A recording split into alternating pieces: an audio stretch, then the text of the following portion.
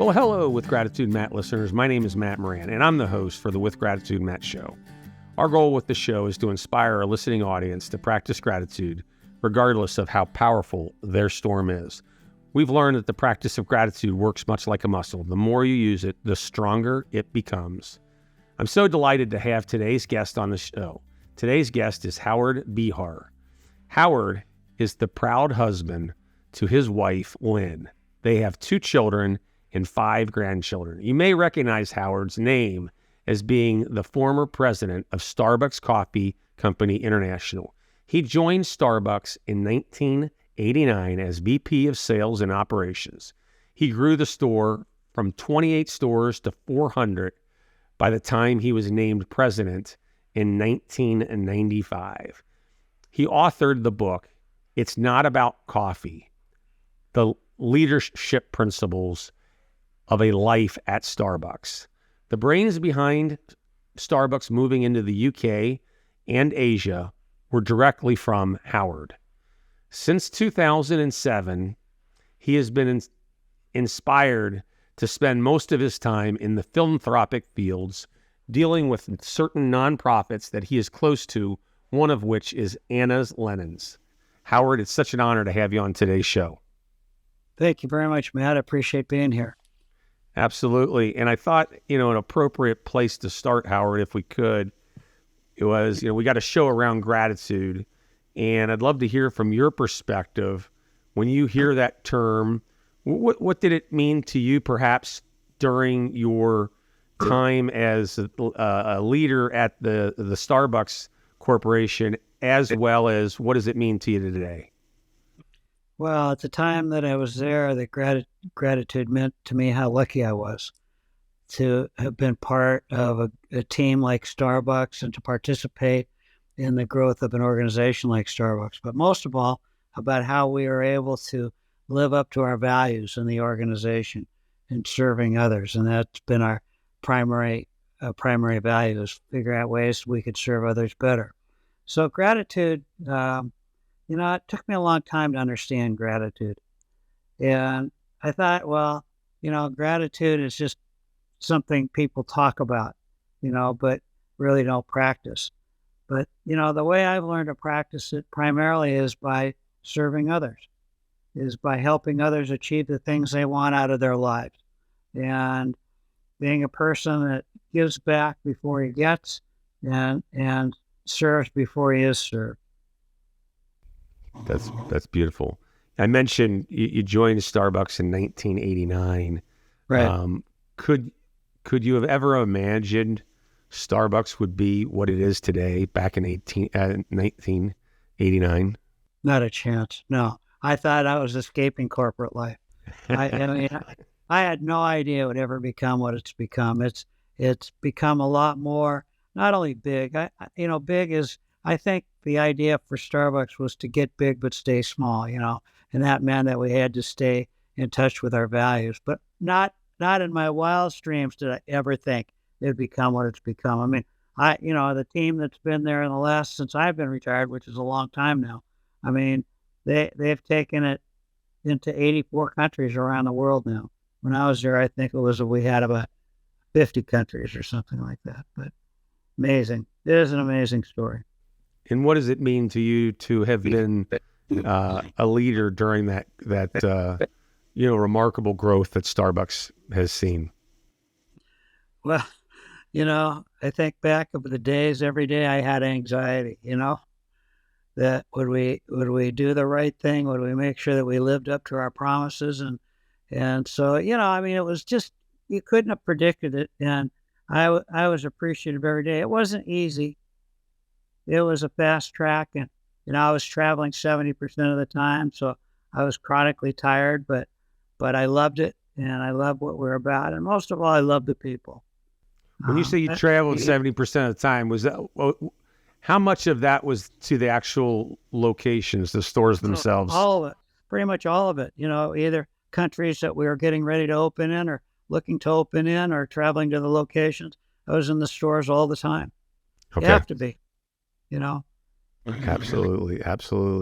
You touched on just the people, some of the leadership that's, leading today. And the culture that Starbucks has kind of ingrained itself in. I had the fortunate opportunity of hearing about a story, and I'd love maybe if you could share a little bit more detail around it, color around it, around this store manager, Jim, Right. who was just recently diagnosed with AIDS, and how your team handled that situation. I think it'd be very interesting to hear, because this was a time this happened in a period where AIDS was like early on, I believe.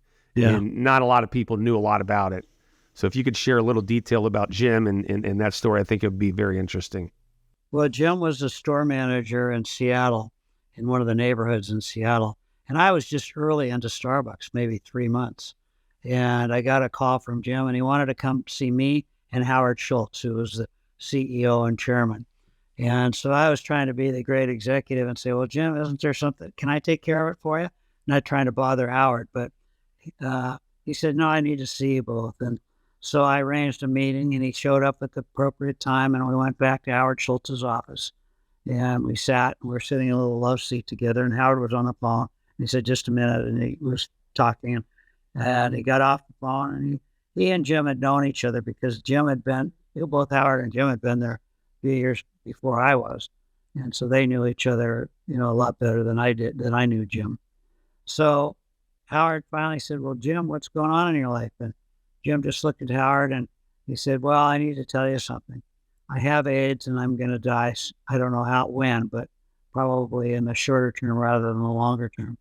Well, a tear came down Howard's face, and he said, what do you mean? And he said, well, right now, with what we know, there's no recovery from this. So Howard said, now remember, Howard, young CEO, company's losing money. And Howard just looks at him and says, Jim, what can we do for you to support you? And Jim said, well, I'd like to work as long as I could work, because I need the money. And Howard said, absolutely. Now, remember, we didn't know what AIDS was. Was it something that, was catchy or, not? And Howard just looked at him and said, you can work as long as you want to work. And when you can't work anymore, we will support you. We will give you your full salary. So then Howard looked at Jim, and he said, how are you going to deal with your health care once you can't work? And Jim said, well, there's some hospice organizations going on, and that I think nonprofits that could probably help out. And Howard said, absolutely not. We will keep you on our health insurance until the day that you pass away, even if you can't work. Now, I mean, that lesson, I'm 3 months there. Now, I thought I knew Howard, but I mean, here was a guy that just stepped right up and said, we will do what it takes to help you. What kind of message do you think that sent to me? It said I could do anything I needed to do to help other people. And that's all because of Howard Schultz. It was the kind of person he was and is. I call him a mensch. He's just one of those people that were just, if you're in trouble, you need something, he'll be there to help you. And that's the way he was. Well, Howard Schultz surrounded himself with certainly some great leaders, and you were just one of them. Right. And, I think it's interesting to hear you talk about the lesson that you learned personally from that story from Jim, and just a true testament to the culture that Howard has kind of led at Starbucks. The book, what motivated you to write the book? It's not about the coffee, leadership principles from a life at Starbucks. Well, there were two women that I'd worked with. One was a consultant that had worked with us. Another one was the head of international marketing. And they kept telling me that I should write a book. I had quotes on my office wall. I probably had 200 quotes on my office wall. And I was always using those quotes, You're talking to a guy that barely got out of high school, The way I learned from reading books and from other people and mentors that I had along the way. And all these quotes came along. And so they said, you got to write a book using all these quotes. And I said, I barely got out of high school. My English teacher would never thought my name would have been on a book unless I'd written it there myself, in the inside cover. Finally, they pestered me so much. I said, if you're so interested in a book, why don't you write it yourself? So they said, okay, we'll help you. And so we started on this journey of writing a book. and then one got pregnant and couldn't take it on anymore, and the other one had a big consulting agreement and couldn't help it. But by that time, I was kind of hooked on this idea. Hey, Howard Behar, a book, something to leave my grandchildren, that my mother would be proud of. And so I found somebody to help me write the book, and I'd kept this file that I'd had for like 30 years. And then the file was probably about almost a foot thick. And in it were just notes and bits of paper and quotes and articles and all sorts of things that interested me. And so we took that file and we spread it out on the floor by different subjects. And those became our chapters. And so it was two other people that encouraged me to do it and helped me out. And then another person named Janet Goldstein, who actually really drove the book, and she became my agent. And it was one of those things you never think you're going to do. And, it was basically my story in leadership. And the subtitle is, from a life at Starbucks. I didn't say from a job or a career at Starbucks, because it was a life at Starbucks. And I still think of it that way. Absolutely. Absolutely. I mentioned earlier, you're married to Lynn. Yeah. And you traveled quite a bit. Must have been difficult on her at times, given the travel that you did. And, but I know she supported you along the way, and I'd love to hear what that support meant to you. Well, we had, Lynn and I, we lived a life of it with intention. We used to, once a year, we'd get together and we'd individually present our own personal goals to each other. And then you could ask clarifying questions. And so she knew where I wanted to go, and I knew where she wanted to go. Fortunately enough, during the time I was really traveling the most, she was getting her PhD in social work at the University of Washington. So she was kind of happy that I was gone. And my children by that time were both one was in high school, one was in college. And so, it was easier for me. It's not easy for young families, but it was easier for me. But Lynn has always been supportive. That's awesome. But, she there were times I'd come home and I was exhausted. The first thing I want to do, it was a strange habit. I said, give me the mail. Honest to God, before I wanted to even have a conversation, I said, give me the mail. I don't know what it was about opening the mail that settled me down, but it did. It was crazy, and, but anyway, she's been terrific through the whole journey and not only supportive, but involved. Yeah. That's awesome. Involved. It's one thing to be supportive. It's another thing to be involved. You mentioned she was studying, getting a degree in social work. What did she ultimately do with that degree? Well, she was an oncology social worker. So she worked with people that had cancer in the families that were of those people and people dying of cancer. And so she got her she got her master's and then got her PhD. And she wrote, and with two other oncology social workers, the leading textbook or handbook on oncology social work. And so she's one of the tops in her field. And she did a job that I could never do. She would come home at night and tell me about her day. And, usually it was right before we were going to sleep, I'd be wide awake as she'd tell me about her day and all the people that were suffering, and she'd be sound asleep, She had the ability to deal with it, to be attached, and involved, but not to personalize it, so to speak. Once in a while, she would really personalize it, but, she was helping people that were dying. I have a lot of respect for anybody that has done anything in the oncology field, because I think I mentioned to you, Howard, I'm on my own, cancer journey right now, right. And doing really well. We just came out of a week's worth of radiation this last week, and things went really well. And but there's a lot of remarkable people sometimes behind the scenes, not the doctors themselves that are there to support individuals like myself. So please let Lynn know I really appreciate all of the work that she's done in that field. Yeah, absolutely. Yeah. So, Howard, I know, I saw recently a little video of you.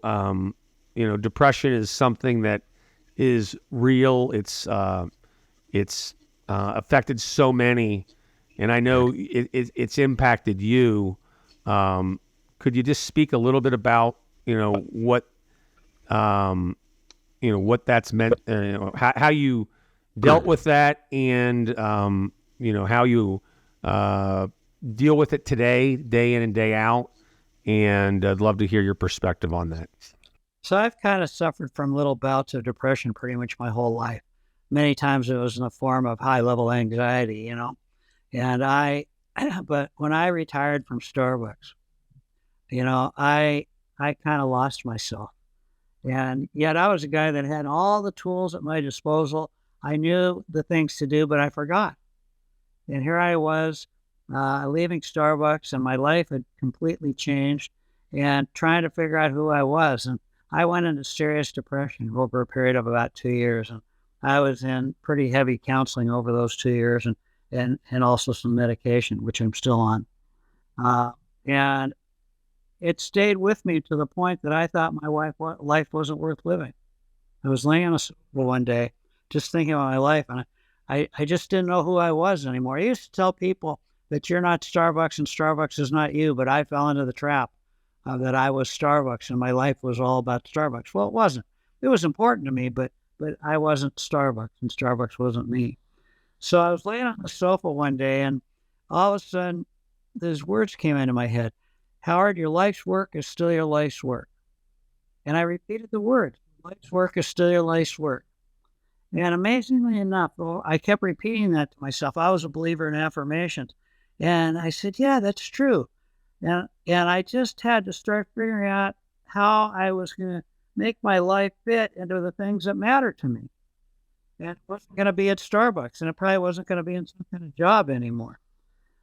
So how was I going to live my life? And so I began to work on that and figuring out how I was going to do it, and and I realized what I really loved about life was serving others. That's what I'd been kind of all throughout my life. And so I just began focusing that outside of a job.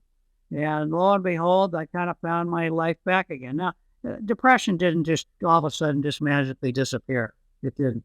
It kind of bits and ups and downs. I'm always amazed that I have no needs, basically, outside of spiritual, emotional needs, family needs, those things.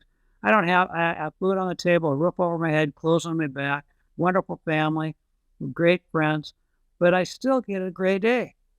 I could wake up, it could be bright sun outside, and I wake up and the damn day is gray, and I don't know why. And I have to work through it. Now, over time, I've learned to work through it better and faster. And I've just been, I kind of had a down bit about a year and a half, 2 years ago. And I have a counselor that I've worked with for a long time, and I always go back to her when I need it, and so I went back to her and we worked through it. And I've had a real long string of really feeling good about myself where that demon doesn't come into my head anymore. I love the affirmation component of what you said. Is your life's work is still your life's work? Is that what you said? Correct. Yeah. That's beautiful. Your life's work is still your life's work. And it's remarkable that you've been so open and public about a topic that so many deal with. I have a friend of mine right now that let's just say that he recently shared with me that he's been dealing with it since high school. And I know this individual. I thought I knew him pretty well, but clearly I didn't, because this is new to not only him. Well, it's not new to him because I think he's dealt with it. It's new to me because he's come public with it. And I'm now, I've made a commitment now to talk to him on a weekly basis. Yeah. And we prior to this, we would talk maybe once every 6 months or so, and maybe. But I've made a commitment to start talking to him every week. And I don't know if, from your perspective, if that's something that's helpful or absolutely. Yeah. And unfortunately, I had a counselor right in my own home, so I share everything with Lynn. And, she gives me encouragement and listens mostly, but yeah, friends make a huge difference. Absolutely. Just to know that you're loved. I mean, your friends can't fix your depression, they can't fix it, but they can love you and put their arms around you and hug you. One thing I did not realize when I was just doing a little bit of preparation for the show today, Howard, you ultimately retired from Starbucks in 1999. But yet 2 years later, you came back. And I'd love to hear a little bit about, one, what motivated you or what inspired you to retire in 99, but more importantly, what caused you to come back in year 2001, just 2 short years later? Well, when I was at home having a cup of coffee with Lynn in the kitchen, and I got a call from Orrin Smith, who was the CEO at the time. And he said, Howard, can you come back and help for a few months? They had lost their president of North America. He had resigned abruptly. And I just said, sure. I still knew somewhat. I was on the board, so I knew quite a bit about Starbucks still. I'm still involved around the periphery. But I said, sure. And my wife, when I hung up the phone, my wife said, what did you just agree to? And I said, well, I'm just going back for a couple of months. Yeah. She said, sure. Yeah, it'll be a couple of months. So it ended up being about over 2 years that I went back, and then I retired again. But I just came back to help out, and it was a journey. I got back in there, and I'd realized how fast the business had grown past me, and the company was struggling a little bit with some things, and I had to figure out what to do. And I got frustrated because I felt that I just didn't have the skills. And I remember Howard Schultz came to my office, and I was kind of in tears, and I threw my glasses across the room. I said, I don't know if I can do this. And he just listened to me. And then I went home that night, and I was telling about my day to Lynn. And she said, Howard, just do what you know how to do. Stop worrying about it and just do what you know how to do.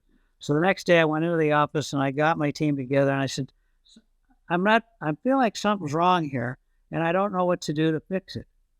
And so I started having more conversations. And what I finally came to the conclusion is that the organization had turned from a we organization into a me organization under the prior leader. And I had to figure out how to turn it back to a we organization, because that's what makes organizations work. If it's always about the individual, then it's never about the team. And I figured out that the team had to come together and work together. So I set some goals. I just threw out of thin air, a big goal, what Jim Collins calls a big, hairy, audacious goal. And I pull it out of thin air, and people were mad at me because they thought that I was pitting them against each other. My own son was working in the company, and he said, you're pitting us against each other. I said, no, I'm not. I'm just trying to get you to act as a team. And each of you has to contribute something to that team effort. And so I asked everybody to come back for a meeting about 3 weeks later. Said, tell me what portion of this goal you're going to contribute. And there's certain groups were obviously going to contribute more, like the operations, the merchandising group. But HR had to contribute, legal had to contribute, supply chain had to contribute something. And they all figured it out. And believe it or not, I retired again by the time they went screaming past that goal. And, it was amazing to watch what people can accomplish when they do it together. As a leader, oftentimes you have to make difficult decisions and deal with difficult situations. What was the most difficult situation that you had to deal with at Starbucks? It was always about people. It was always when somebody wasn't getting the job done, and no matter how much we worked with them, they just couldn't get there. And having to let somebody go, it was always, I didn't sleep the night before. I don't care who it was. It just was always troublesome for me. And I always believe that you got to love the people going out the door as much as you loved them coming in the door. So nobody was ever surprised when I came to them and said, this isn't working out, because I always had many conversations beforehand, and I always put out my hand to help. I said, how can I help you get the job done? And some people just couldn't, and you had to make those decisions, because if you didn't, it hurt the rest of the team. And so, you had to do it. Those were always the most, by far. Yeah, I work in the financial services industry today, and I've worked for some companies that I feel like have, longer leashes than others. What would you say Starbucks methodology was in terms of tolerating underperformance? Do they have a long leash, or was it the shorter leash? No, long leash, very long leash. It was difficult to get fired over missing your numbers. Easy to get fired if you messed with the people. Yeah, because that's what drove us. And so, yeah, a very long leash. And when you say the people, when you deal with the people, you're not only talking internally, you're also talking clients as well. Yeah, right? yeah, The customer. Yeah, absolutely. Yeah, I mean, first you focus on your own people first, and those people focus on those human beings we call customers. But you can't say, "Hey, take care of the customer," if you're not taking care of your people. It doesn't work. It doesn't work like that. It's you take care of your people, they take care of your customers. They want to then because they feel like they count and they're appreciated and that they're treated with respect and dignity. Yeah. I have to share just one little. So I think I mentioned I live in Buffalo, New York, and I'm a longtime Starbucks advocate. However, in Buffalo, you may or may not know this. For whatever reason, Starbucks, the per capita number of stores here locally is really low relative to other places. In part, I think it's just because you've got Tim Hortons and you've got another one called Spot Coffee, local companies. So I'm not able to enjoy my Starbucks as much as I did when I was, say, in Chicago or Cincinnati and other places. So just sharing with you just a little personal pet peeve of mine. Well, hopefully they'll get more stores. Yeah, absolutely. So as we wrap things up, Howard, I ask all of my guests a very similar question, and I'm going to ask you the same question. It's, everybody's been dealt with certain adversity in life, and you touched on just one of yours, and that's just dealing with depression. But is there some situation that took place in your life, hurdle, obstacle, struggle, whatever you might think of, but as you look back on that particular situation, can you look back on that situation and say, wow, look at how much I grew as it relates to that particular hurdle? And today, almost look at that hurdle and say, wow, I am so grateful that I had the opportunity to go through that. And if something comes to mind that fits that mold, I'd love to hear more about it. Yeah, when I was about 27 years old, I was working for a company called Grand Tree Furniture Rental. And I was like a mid-level manager, and I got promoted to vice president. I never thought in my wildest dreams that a guy without a college degree would ever become vice president of a public company, which we were. And so one day I'm standing by the elevator, and the chairman of the board, a guy named Walker Treese, comes up to me. He puts out his hand. He says, "Howard, I know I'm not the first to congratulate you, but I just want to congratulate you on your promotion." And then he said that three little word, "But there's something I'd like to talk to you." And he said, and I said, "Yes, Walker, what is it?" In those days, that was like God was talking to you, in the 70s, if your CEO or chairman came up to you. And he said, "Well, one of the things I've noticed about you, Howard, is that you always wear your heart on your sleeve. And if you want to be a great executive, you're going to have to learn to hold your emotions and stuff a little closer to your vest so people don't always know what you're feeling." So the other thing I noticed about you is that you're always willing to express your opinion, and, sometimes it's better for a great executive just to say something like, "Well, let me think about it for a couple of days and I'll get back to you." And as he's talking, I'm thinking to myself, why did they promote me? They knew who I was. And I'm kind of an out there person. I'm still that way. And it still gets me in trouble sometimes, and so I went home that night and I said to my wife, I said, "Honey, what am I going to do?"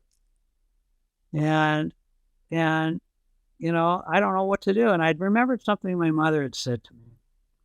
"Howard, before you go to say anything or do anything, sit on your hands." In other words, she knew who I was. I was an emotional kid, and so sit on your hands and think about what you're doing. So I started going to meetings, and I'd put my hands underneath my butt so that I would be involved in the meeting, but not involved. Remember to not be emotional. Then I started taking paper clips to meetings and bending the paper clip until it broke and then getting another one. A little nervous habit to try to manage myself. And then I thought, well, that's expensive. So I had a legal pad. And I started to rip off the corners of the legal pad and make little balls, throw them on the floor. And after a while, people think you're nuts. So I went from a guy within about 6 months that loved his job to a guy that hated his job. I did not want to go to meetings. I didn't want to do anything because I was sure I was not going to live up to Walker's, you know, advice. So I went home another night and I said, honey, I'm going to resign. Now, we had a baby on the way, no money in the bank.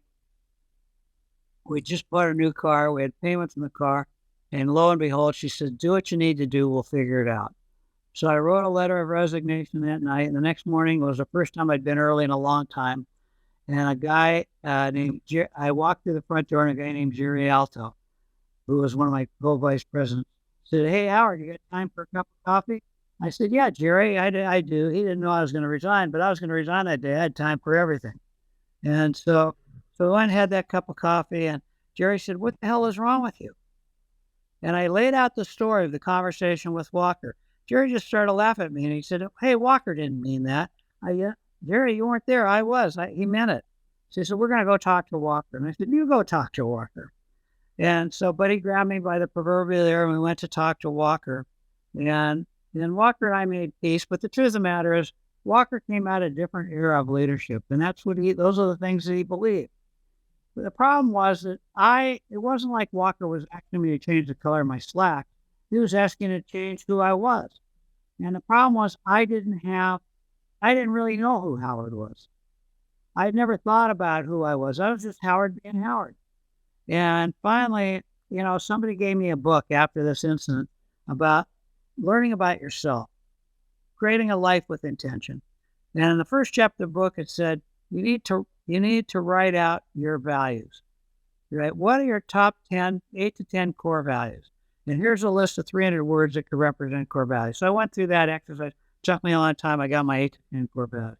And then it said, write out a mission statement, a personal mission statement for yourself. I never heard the word mission statement. In those days, companies didn't have mission statements. They had budgets, Yeah, or at least the companies I knew of. And so I developed a mission statement, and then it said, write a paragraph or some sentences or some words of how you want to live your life. I did that. So I created a picture of Howard in 50 words or less. And that journey, although it was painful, informed my life, because that's how I've lived my life from then on. And it absolutely changed my life. From then on, I set goals. I led my life according to my values, according to what I call my 6 P's, and according to my mission statement. And that saved me. And that has helped me throughout the rest of my life. So from that pain came, some great things. That's awesome. It's kind of helped you become who you are today. Yeah. And not changing who you are. It sounded like this individual wanted to change who you were. Right. You were strong enough to say, I'm not going to change. So I give you a lot of credit for that. Well, the problem was I didn't know who I was, and I had to be conscious about it in order to not change. Howard, it's such an honor to have you on today's show. I'm so grateful to get to know you better. I know our listening audience is going to love learning a little bit more about your story, some of the leadership principles that you led by. We all face hurdles in life, challenges in life, and I think the greatest leaders are ones that can find resolution to those hurdles and challenges that we're faced with. And as I face the hurdles and challenges that I'm dealt with each and every day, I think about 3 things each and every day. The first of which is find the courage to be grateful, regardless of how powerful your storm is. Secondly, I really think it's important to truly be present to those you're with, because if you're not present to those you're with, you'd be surprised at what you're missing, the opportunities that you have right in front of you to feel loved, to be loved, right in front of you. And lastly, pay attention to how you're feeding your mind, your body, and your soul. Today's guest is former President Howard Behar of Starbucks Coffee. Howard, such an honor to have you on today's show. If today's show inspired you in some way, shape, or form, comment on the show, subscribe to it, and share it with others. Until next time, with gratitude, Matt listeners, find the courage to be grateful. Godspeed, my friends.